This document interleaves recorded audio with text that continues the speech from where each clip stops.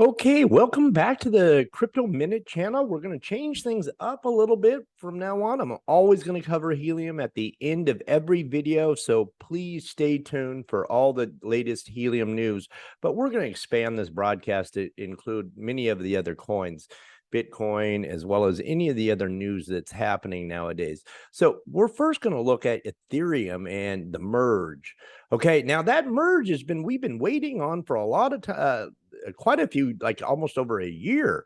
So whether you call it the beacon chain merge or ETH2 or something else, this update to the blockchain, which is supposed to happen in September, just a couple months, is going to change everything over to proof of work. Now, we're not going to be able to mine it anymore, okay, from proof of work to proof of stake.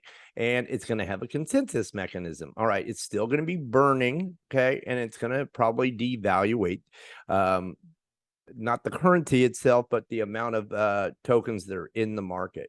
So the long-term thoughts on that, someone who has lived and developed through all of Ethereum changes, they believe in the innovation, but they do not see the merge adversely affecting any functionality unless you're a miner, because then obviously you can't mine Ethereum anymore. So how does this impact institutional interest? Now, that's the big key. Here we have worries that sustained institutional interest in Ethereum with the continuous delays of this beacon has been set back till September. All right, but it is September. So if you're staking ETH, you cannot obviously sell or barter or trade your ETH until this goes through, until ETH 2.0 goes through. But we do have a date. So that's a huge milestone. Did you know that Solana opened up a physical store in New York City? So they have visitors coming through there for educational content, blockchain activities, and Solana-based products, including NFTs. So you can buy them directly at their store, which is huge news. Now, well, there is something about Tornado Cash, which I really didn't hear too much about, and I guess that is a new token, but the Treasury is now cracking down on criminal exposure within cryptocurrency. So you really do have to watch out, because we don't really want something that like Luna to happen to all the rest of us.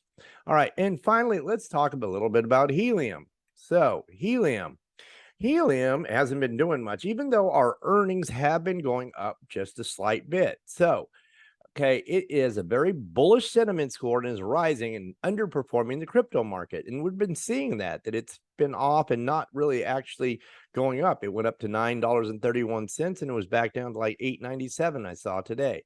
So it has a very bullish rating from Investor Service on Monday. It was up 4.34%. And why do they think it's bullish? Okay, they think it's bullish because of the recent updates and to the HIP and the network itself. And they're looking at a long-term rally and buying the dip now. So now may be a great opportunity to pick up some Helium tokens or hold on to yours. All right, so Helium's currently trading near the 5-day high of $9.31, and I thought it came back down, so it was up 10%.